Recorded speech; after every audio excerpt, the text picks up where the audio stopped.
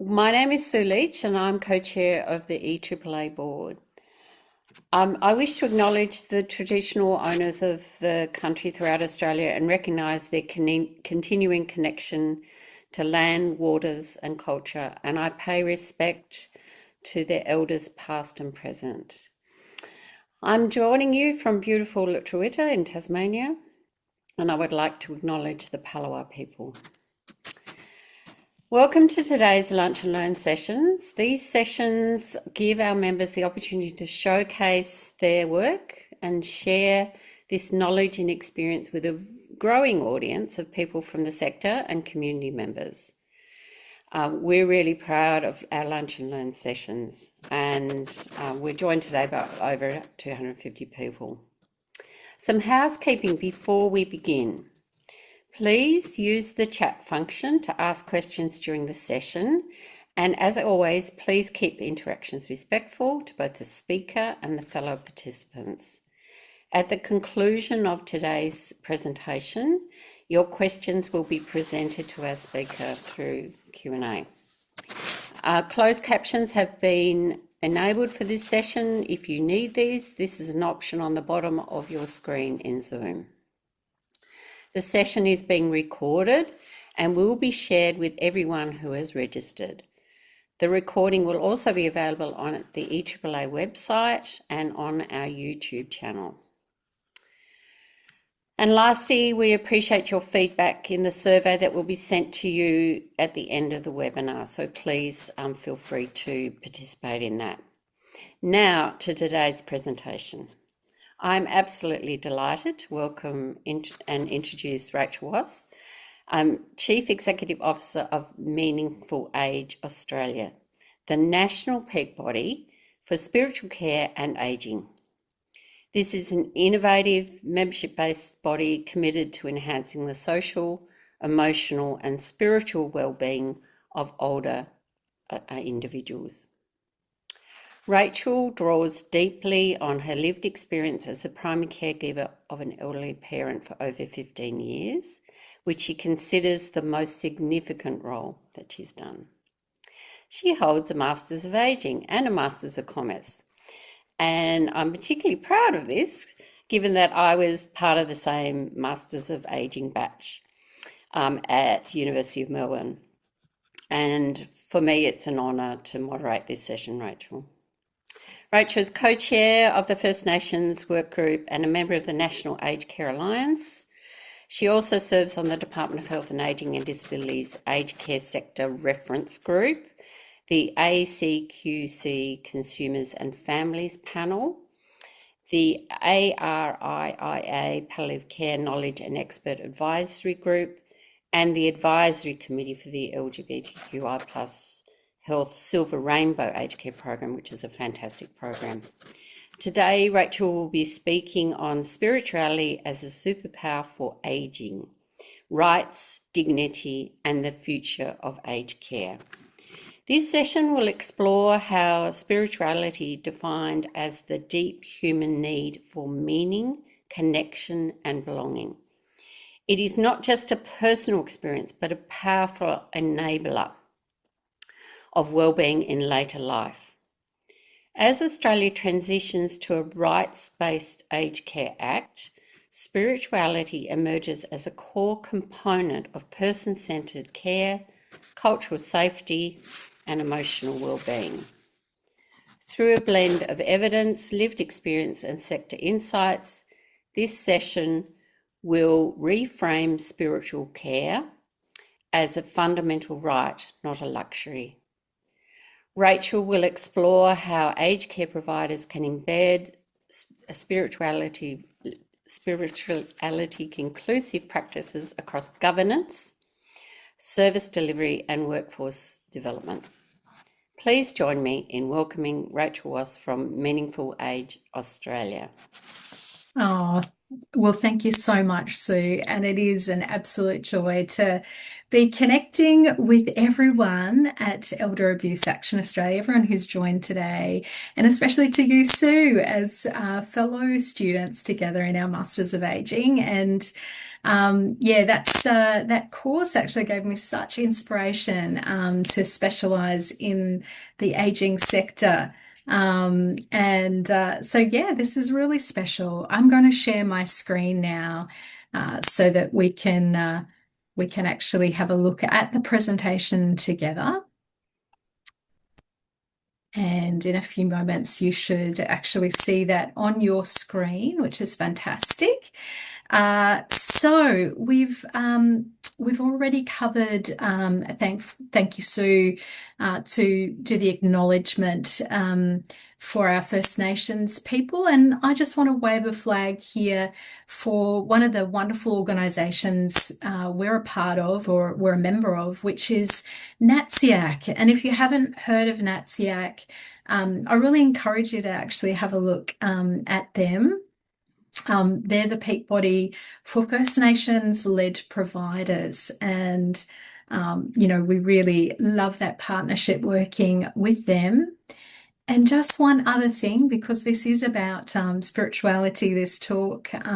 For me, I'm actually here on Wurundjeri country, and being Melbourne having, many seasons in one day, we are certainly experiencing that at this time.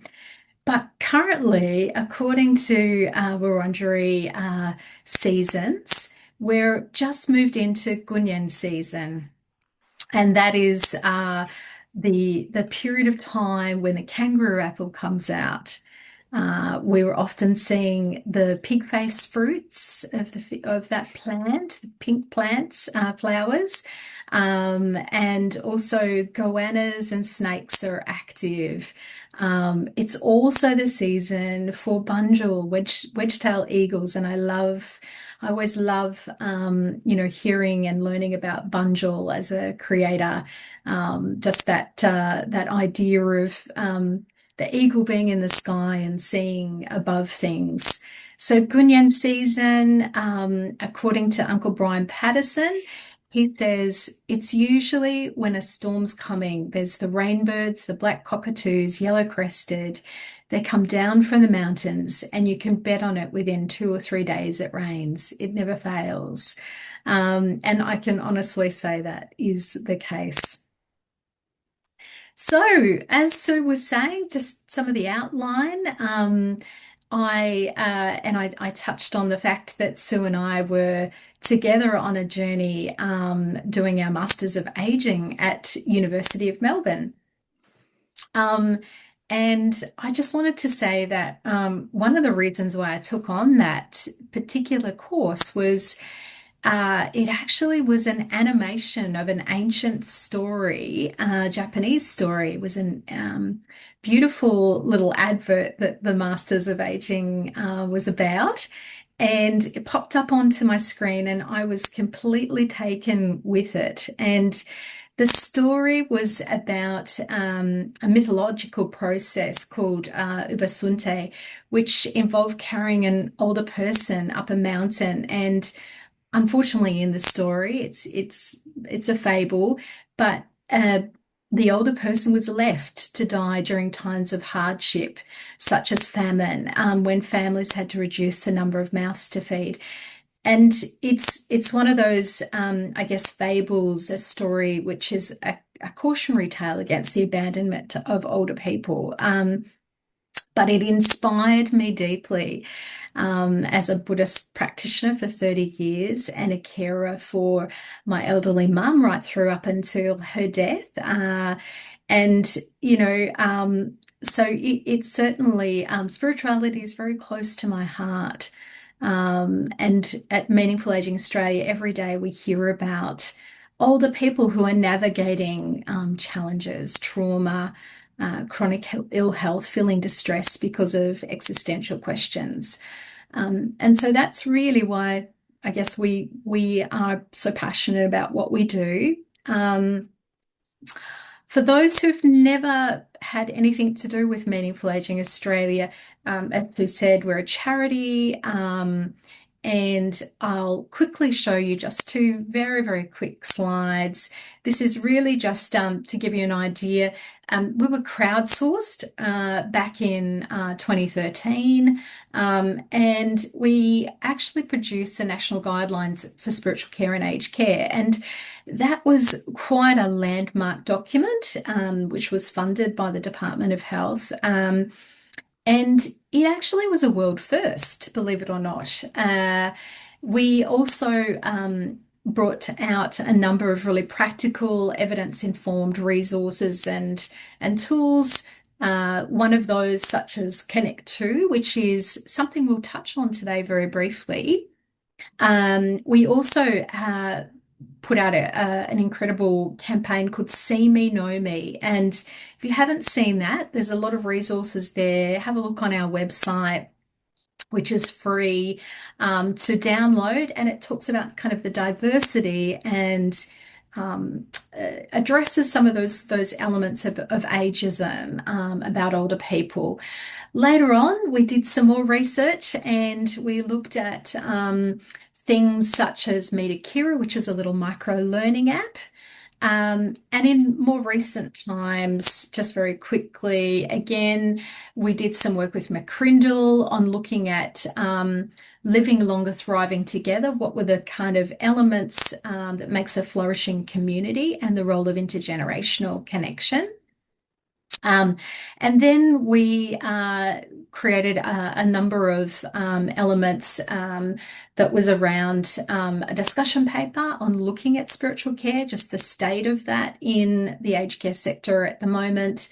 We did some benchmarking across the sector. So we asked all the providers how they were currently undertaking spiritual care, if at all. And we are also at the moment at the final stages of our model framework and guide for spiritual care and aged care, which again, I'll tell you a little bit more about in a tick. But enough about that, about Meaningful Aging Australia.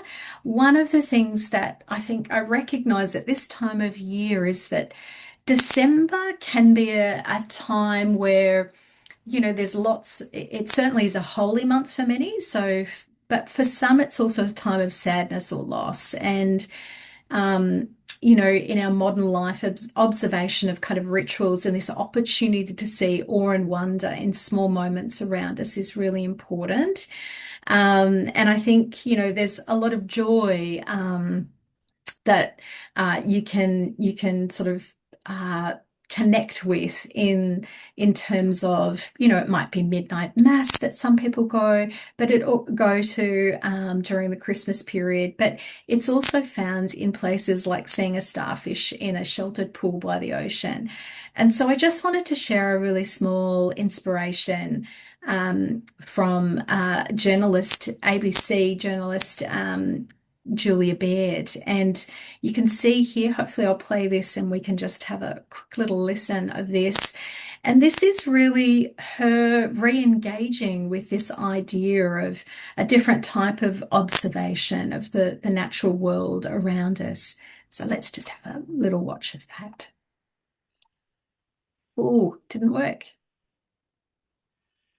Oh, it didn't work. Oh, never mind. Okay. I'm going to suggest that perhaps next time we'll tee that up for you. I'm going to move on though to something else. Apologies for that. I really want you to share in the chat with me a little bit of an ideation about if there were no limits to aged care, what would the very best aged care look like for you? So if you could just share in the chat what it would look like. So imagine if you were aging or if you're already aging and you're aged and you'd love to sort of what would be the most wonderful experience of aging for you. And I'd love to see what you could see in your future.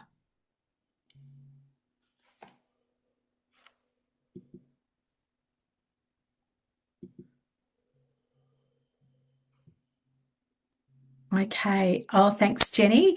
Easy to navigate services. Love that.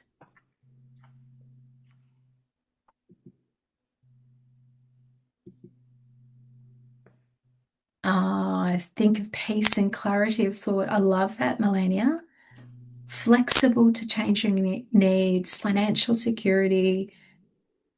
Oh, look, they're all flowing through amazing ideas. I'd be close to my family and friends, doing the things that I love with no boundaries and with the people I love. Oh, I love that, Catherine. Uh, Continuing to learn. Oh, still keep my pet. Listened to and understood. Oh, you're giving me goosebumps. This is amazing. Not having to wait ages, keeping connected with peace and nature, finding purpose. Oh, these are so beautiful. I hope everyone can actually see these coming on the screen. Well, I love what you're thinking here. And thanks for sharing the link to the Julia Baird little video as well. Respect, humane. Oh, so, so fabulous.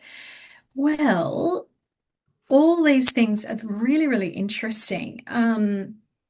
What I'd like to share is that about 6 weeks ago, I actually attended the Aged Care Conference in New Zealand. So, just like us in Australia, where we have our big Aging Australia conference, they have obviously a comparable version in New Zealand. And New Zealand is going through a process, just like we have, of looking at reform and how they do aged care in New Zealand. Um, and what was really fascinating was some of the elements that they were drawing on there were things like kindness, compassion, having services that are tailored, easy to navigate, ability to have, resources at your disposal, intergenerational aspects, many of the things that you've actually spoken about in the chat. And I absolutely love these that you've written in here, freedom to go where I want and what I want. So very similar kinds of elements were also drawn upon in New Zealand. There is a little bit of a difference, though, in New Zealand, and that is that right now they've embarked also not only on their reform process, but on a huge landmark research project, and it's looking at spirituality and spiritual care. And the view of this is actually to integrate that through their health and aging systems. So, of course, we're watching that very closely. So, even though we had the national guidelines in spiritual care and aged care, which was a world first almost 9 years ago, guess what? New Zealand has now leapfrogged us a little bit, and they've actually moved further towards actually integrating spiritual care and emotional well-being throughout their whole systems. So we'll certainly keep people updated about that work. But the mural you can see there behind you is some of the themes that were brought up and those words that you've said in the chat. It's really wonderful to see many of those were incorporated into this stunning live illustration that was there in New Zealand. So let's have a bit of a look at the Act. We've now got these brand new, once in a lifetime generation new Act law and aged care quality standards revised. And let's see where spiritual care fits into that and person-centered care. So the new Act, in the Statement of Rights, we actually have a statement here, 23(3)(c), that an individual has a right to have their identity, their culture, their spirituality and diversity valued and supported. And also in 23(12)(b), an individual has the right to opportunities and assistance to stay connected if the individual chooses, with the individual's community, including by participating in public life, leisure, cultural, spiritual, and lifestyle activities. So the Act itself sets out, I hope you would agree, some of the most wonderful aspirations, and really responds, I think, to the kind of visions that you've talked about. Freedom to go where you want, the quality of care that you're looking forward to, and that person-centered, culturally appropriate aged care.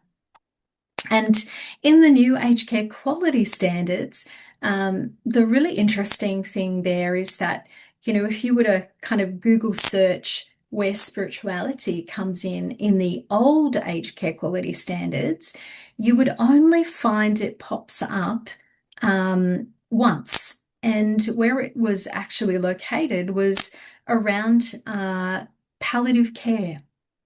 And of course, spiritual care is really important at that time, but that's not the only place that it's important. So what is really great to see is that in the strengthened aged care quality standards that are now embedded in place, is that spirituality is firmly rooted in standard 1, about the person. And you can see here some references here in 1.12, for example, the provider implements strategies to identify individual background, culture, diversity, and beliefs. And that certainly spirituality is part of the elements that go into well-being and the definition of well-being as a part of, person-centered care that everyone's striving to. So there's some really good elements here about making sure that spirituality is included. And again, here in section 23 of the Act, that an individual's right to have their identity, culture, spirituality, and diversity valued and supported is fantastic. So we do certainly have some elements there that is definitely built on from the previous standards. However, there is still some work to be done.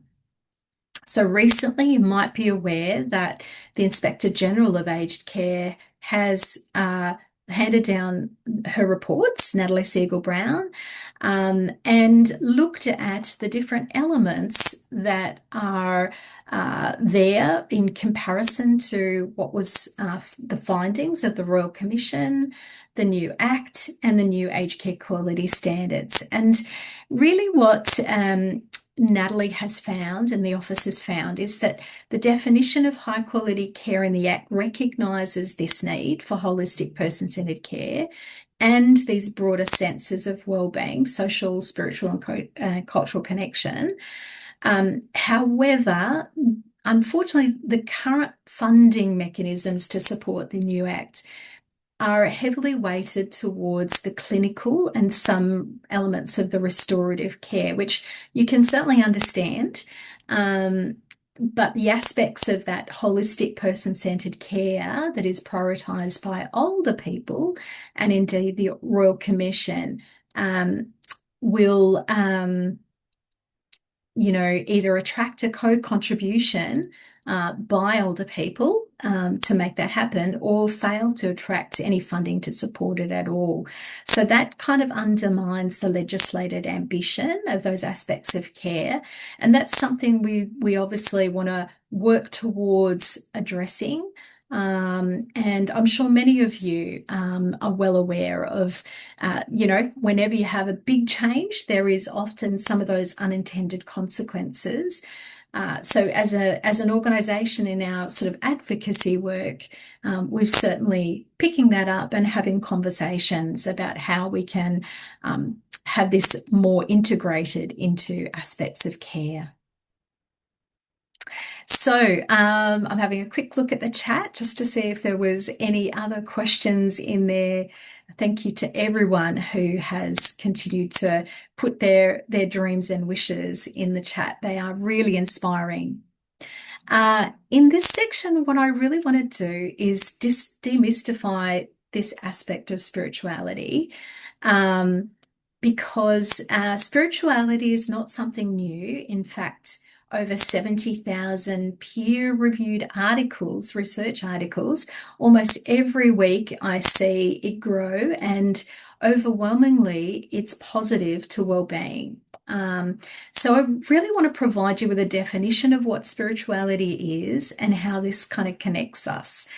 Because as Plato said, for those who remember their philosophy, is that you ought not attempt to cure the eyes without the head, or the head without the body. So neither ought you attempt to cure the body without the soul, for that part can never be well unless the whole is well.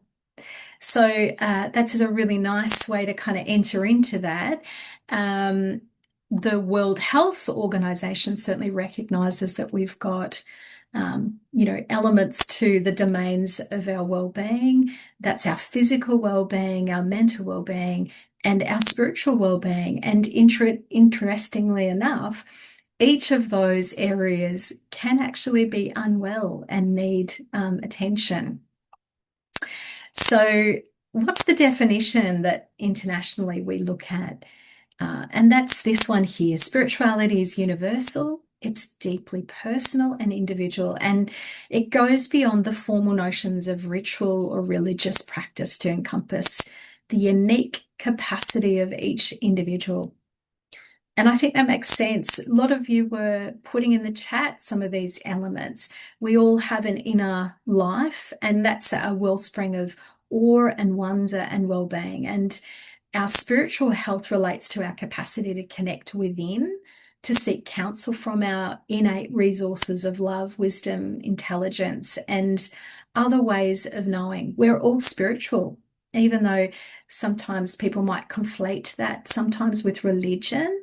It's actually how we fill our cup, our connections to nature, creativity, our connections to ourself through reflective practices like meditation, yoga, prayer, connections to others, including our pets. I know someone mentioned our pets, community, and to something greater, which is that sense of transcendence. It's a bit like the astronaut looking back at Earth.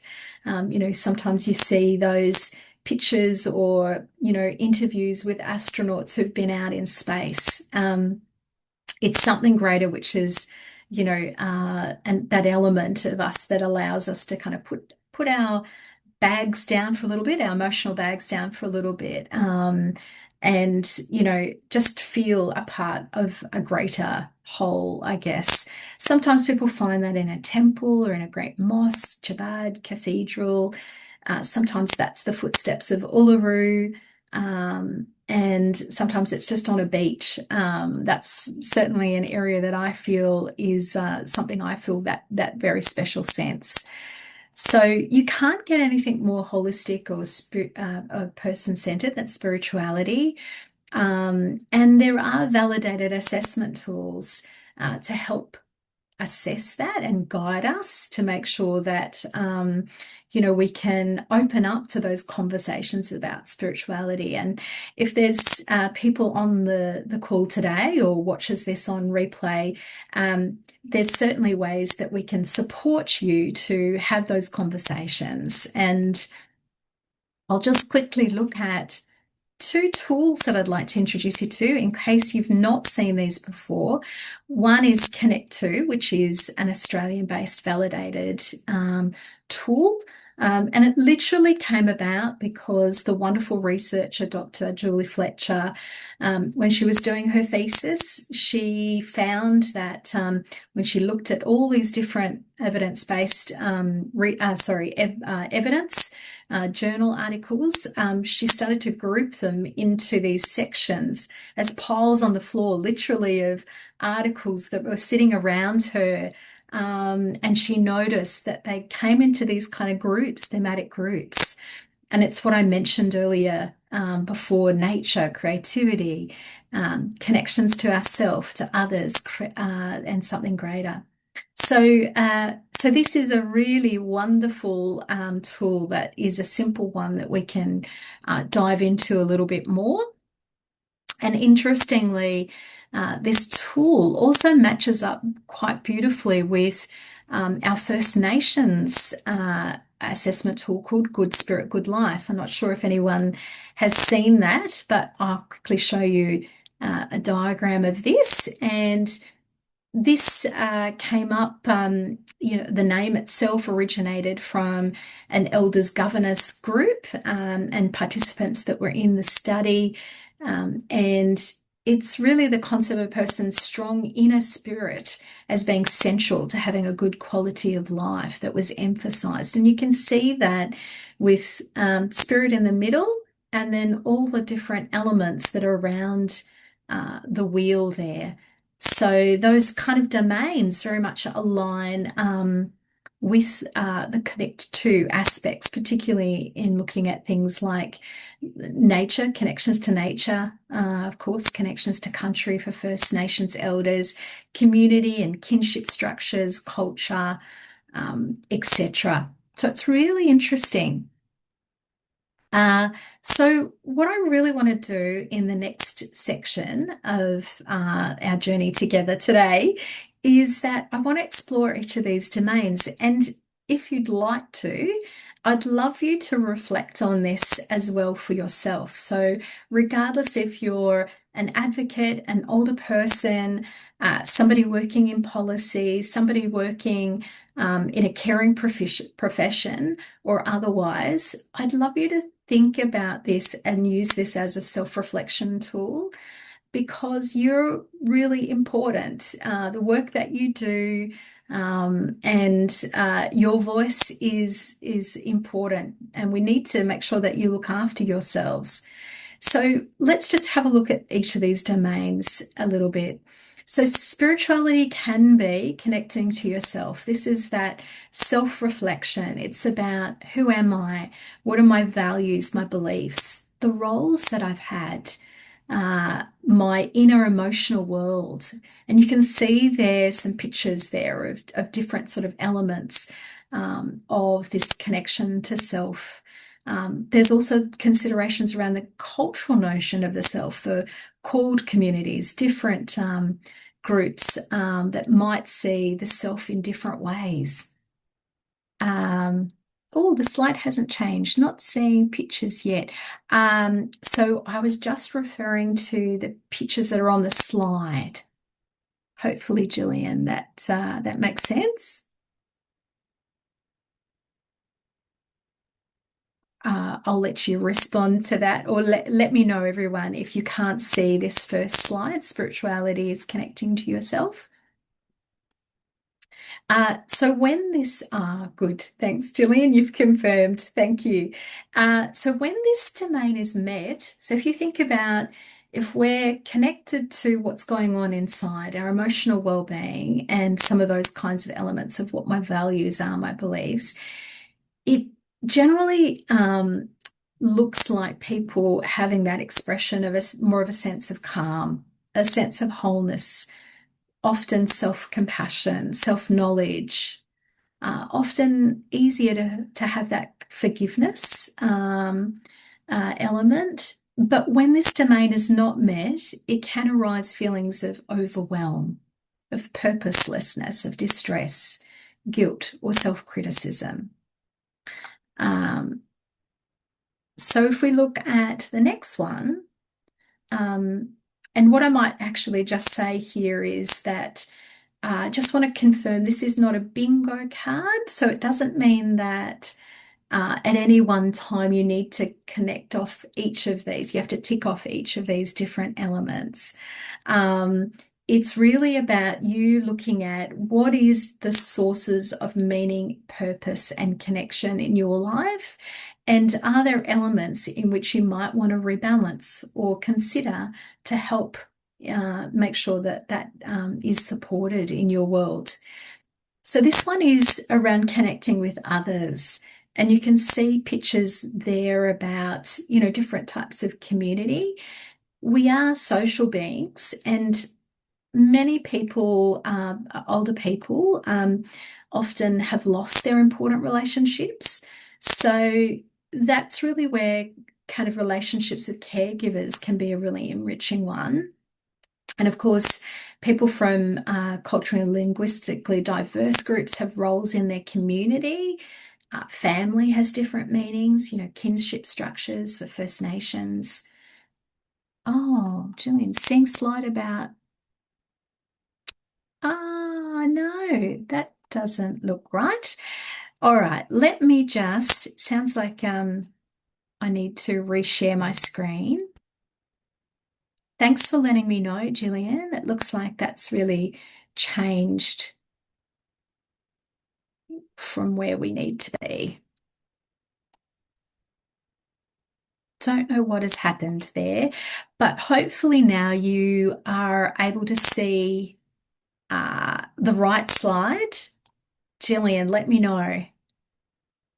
Oh, all good for us.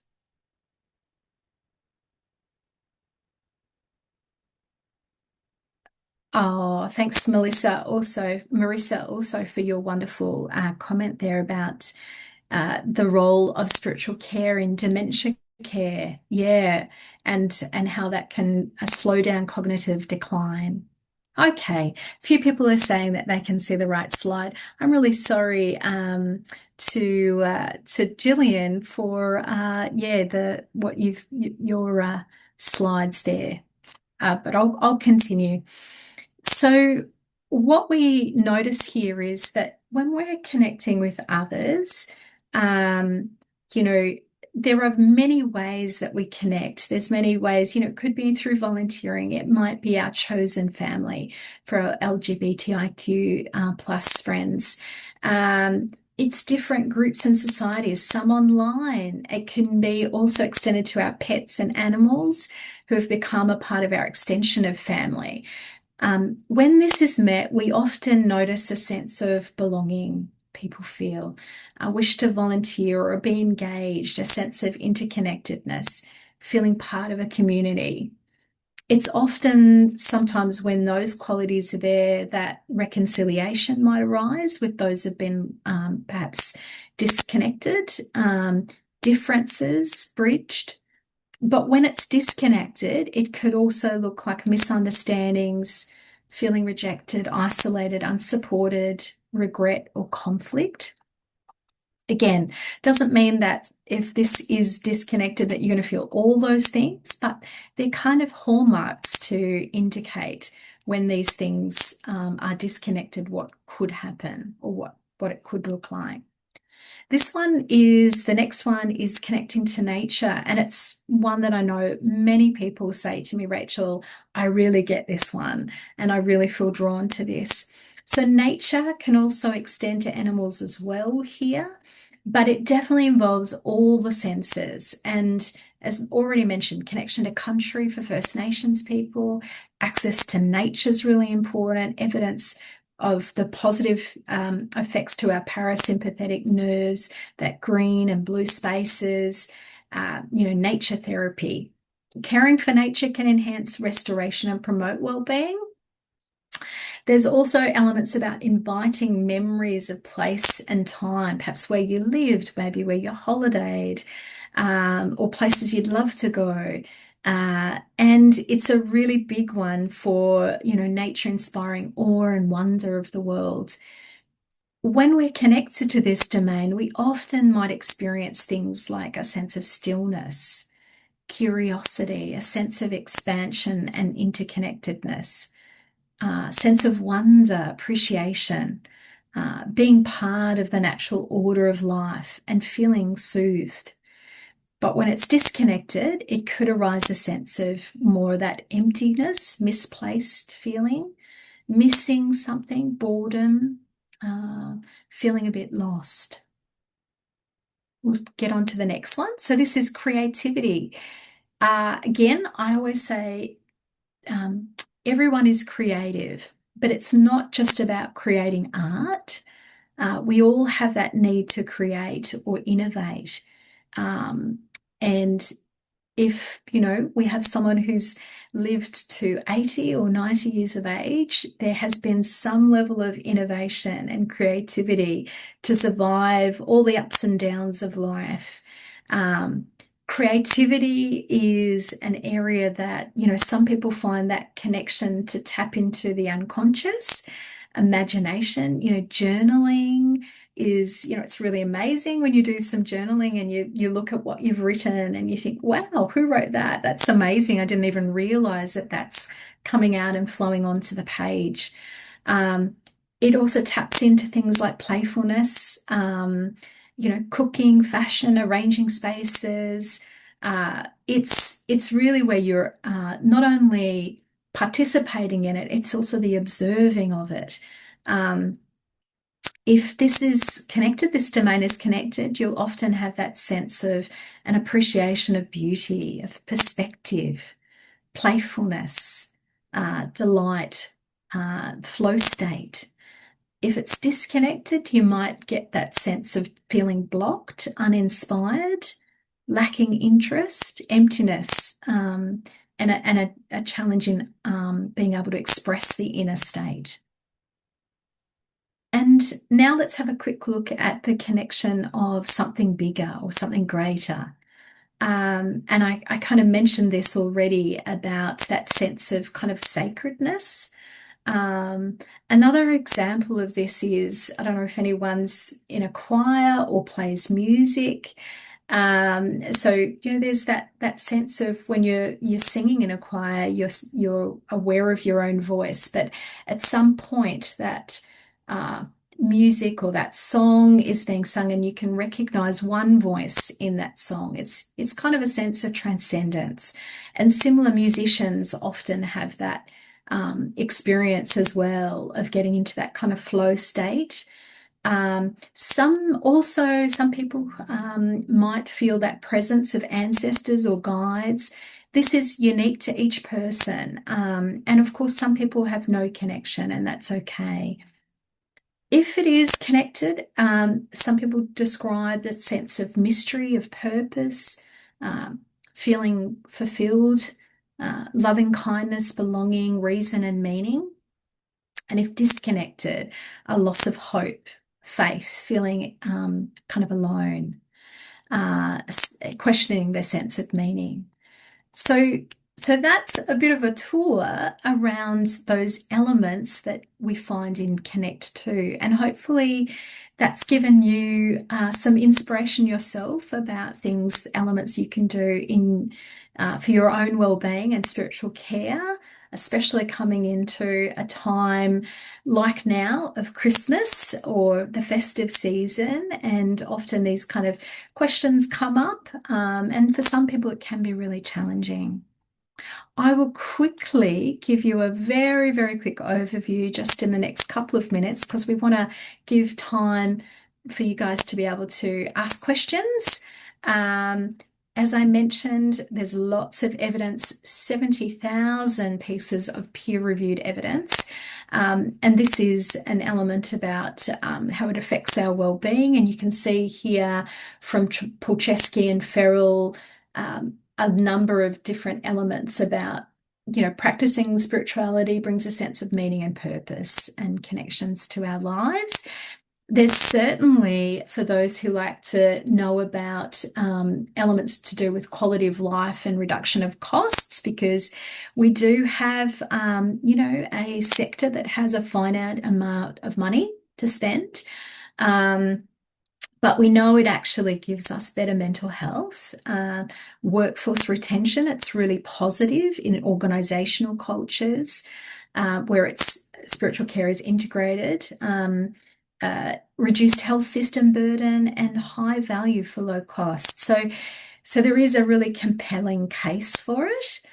And what we've done to kind of address that as well, since our landmark study of the national guidelines in spiritual care, we recognise now that it's really important for us with the new Act, with the new aged care quality standards, to look at developing a way to operationalise spiritual care. Because sometimes people say to us, Rachel, yep, spirituality and spiritual care sounds so important, but I'm not quite sure where to start. And so this is a study that we're currently in the midst of, well, actually quite a way through, which is developing a model framework and guide for spiritual care and aged care, and that will be able to be used as reference for the supported home process as well.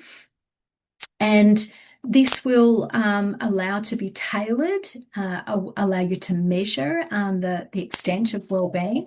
Whoops, that's my timer to say I'm up.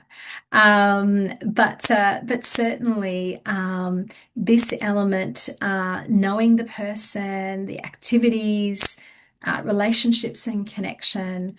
I'll just get through this build for you quickly. Workforce wellbeing, diversity, inclusion will all be encompassed into this model, framework, and guide. So really exciting work. We are well and truly along the way. We've had 2 national stakeholder workshops. We're in the middle of the Delphi panel review, and we'll have a final draft to be able to share with the sector early in the new year. And I think I might wrap it up here and stop the slide deck and come back to all of you and Sue. But just to say that, yeah, this is an exciting development. We'll keep everyone posted. Thanks, Rachel. That was wonderful. Oh, Look, just a quick reflection from my point of view on your presentation, and then we'll get to people's questions. sure. I love that you've referenced Julia Baird. If anyone wants some really good Christmas reading, you've got some time to yourself. It might be Boxing Day, for example, when you've got the bloat happening, but you really want to have a moment for me. I would thoroughly recommend her book Phosphorescence, but also Bright and Shiny. If you haven't read them before, they're nice little short snippets. It's absolutely fabulous book. So really a great one. Um, Reflecting on people's comments about the very best aged care and what would it look like. I think from me, it was a really interesting spectrum. Some of the most basic human rights things that we've all been fighting for that the Act should cover, but the beautiful aspirations as well of what is so important to people individually about what's important in their lives. And I think that was really nice to see that reflected. So let's get to some of the questions now. Now, the first question has come from Len Kenny. I'd like to refer back to that. He's got a question of is there any way that the new Aged Care Act has reflections in any way on voluntary assisted dying? Look, that is Len, thanks so much for your question. Um, I'm actually not sure about that, but we can certainly take that on notice and see if we can follow up. I Yeah, I don't know that I can comment on it from Meaningful Aging Australia's, unfortunately. I can tell you how some of our providers are navigating that space, and I know that many people have different thoughts about it, but also some ethical questions or elements of how you feel about it. Um, it's in law, obviously, across a range of the states and territories now. I think Northern Territory is the only one that doesn't have voluntary assisted dying. And there's a wonderful organisation, I think, who is a peak body for that, which you could probably find out a little bit more. Yes, Len, Go Gently, that certainly gives you some more information and covers that in detail. Great. Look, we've got a lot of comments coming through about some of the components of it.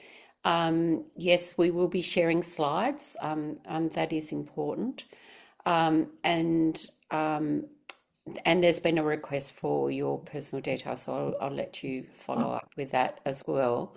There was another reflection from my point of view is around that connect to model. I think that's a really important one to consider because it is something that we see people in later life, connections do start to drop off. So I think that's a really good framing for people to consider on how, if you are working in the sector of ways that you might be able to influence that as well. But also from an individual perspective as you're aging as well, how are there ways that you can try and reconnect in some of those ways? And I think that that will be an important thing from a consideration of our own aging. It's been something during my career that I've always tried to push, particularly politicians when we're having dealings with politicians. It's a really tricky one that they're very hesitant to reflect on, and that is what would they like for their own experience of aging. And it is one that it's hard to actually to get them to respond. I think we need to ground them back in that. I do feel. Yes, we do. Yes. Oh, sorry, Sue, go on. No, no, no, you're fine, Rachel. I just wanted to, yeah, add to that very good comment. It is often, and I've seen it on many occasions, particularly to do with spiritual care, and emotional well-being. And some people think it's a bit fluffy or that it's not something that's important. But when people undergo challenges in their life, and they see the importance of that, it makes it all of a sudden it becomes a reality of why it's necessary. And I've seen people in public life that certain circumstance happen, and all of a sudden they then realize it. So yeah, I agree with you, Sue. We need to, you know, uh, enable some of those voices and encourage people to uh, yeah, to engage with this topic more. Yeah. Yeah. So, look, there's certainly been a lot of commentary around the voluntary assisted dying situation, and I know that that certainly is a hot topic. I think it does come down to respecting individual choices if that's available. It may influence how people make choices around providers, and that might be Yeah. something that people would need to consider. Yeah. On the reflection of that spirituality component, I know I've been lucky enough to be able to travel a bit, and there've been a couple of places in that I have felt a particular connection individually myself, and other people might be able to reflect on that as well. Um, yes, I think the beach is one of those, wherever the beach might be. Um, the Pantheon in Rome is one that got it for me, and I think it's that connection to nature through it's a beautiful building and it's remarkable in its structure, as well, and the history that's behind it. But it's got the oculus, and that's a connection through to the sky above. I think that there's something special about that. And the other one that, and Julia talks about this sort of goosebumps sort of moments that you get through life. The other one for me is visiting Varanasi, and I have been back there on a number of times because that place does give me goosebumps, and I'm not sure what it is. And it is a place that's visited by a whole range of different people of different faiths. But even if it's not linked to a traditional religion as such, there's something about that place that is quite remarkable. Mm. I agree. Yeah. Please feel free to put your questions in the chat. I hope I haven't missed any. I'm trying to, James, just let me know if we've missed any. Yeah, we've still got a little bit of time. If you do have a question, please pop it in the chat. So sorry, the place I mentioned was Varanasi in Uttar Pradesh in India. If you are lucky to go there, it is a magnificent place. It can be very challenging because it is very much linked to life and death. Death is on display probably more openly than we do in Australia. But there's something special about that. Mm. Yeah. Uh, just Lots oh, of good and the questions in the book. chat. So the book is Julia Baird, who is a presenter with ABC. She's written two beautiful books, but she's also got a podcast on the ABC as well. So the first book is called Phosphorescence, and the second book is called Bright Shining, and I would thoroughly recommend them for people. Completely agree. Yeah. In fact, we had Bright Shining as a part of a book club we did as one of our sort of free webinars that we do. And we worked through sections of that. And yeah, it's absolutely beautiful. Totally agree. Mm. Um, we've got a comment from May about given the limited resources and finances, it would be helpful to direct more towards strengthening the foundation by addressing the fears around aging. And yes, I look there's a number of organisations. It's certainly in the remit of EAAA. Every Age Counts is another organisation which is particularly focused on counteracting ageism. I think that that's a really important point. Thanks, May, for raising that. Now, we do have a question here. Do you think elder care has improved since the new Act was introduced? Question for you there, Rachel. Well, uh,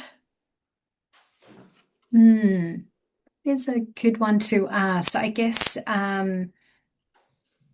it's in some cases it's really hard to tell, isn't it? For us as a peak body, we can only, I guess, hear what our members are saying and what, engagement with older people. And at the moment, it's a very early phase of introducing aspects of these changes. I think there's a lot of hard work that's been done on all parties, including the advocates, older people, raising their voices, people like Elder Abuse Action Australia, all the different stakeholders. I think it's no easy task to make these big changes. The department and the commission working really hard in the aged care sector. But I think I would go back to what the Office of the Inspector General's report says, because that's where an in-depth research, impartial look at things, and certainly Natalie has pointed out a number of areas. So there's elements about palliative care, dementia care, First Nations, and spirituality and emotional wellbeing among those as being areas that are not right yet. So I think we've still got a little way to go. Yeah. Just one last question and then we'll wrap it up. Given that care facilities are so often under-resourced, how will the new standards be upheld re spirituality?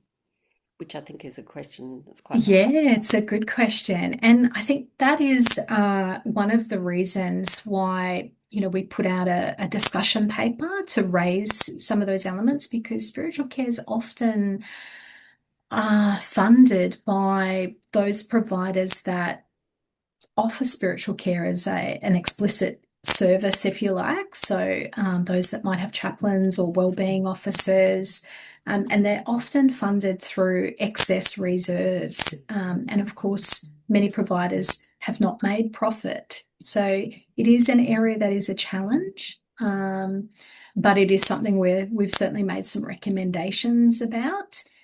And the model framework and guideline that we've produced will help to integrate in existing services aspects of spiritual care We want to make sure that kindness and compassion is not is not set aside. Those elements are vital to care as well as the clinical side, but we need to make sure the pendulum fits into place that will serve us all for the future.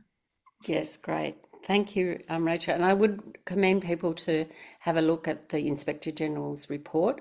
There are some user-friendly fact sheets available on that as well. So thank you so much for your presentation today and sharing your insights on spirituality as a superpower of aging.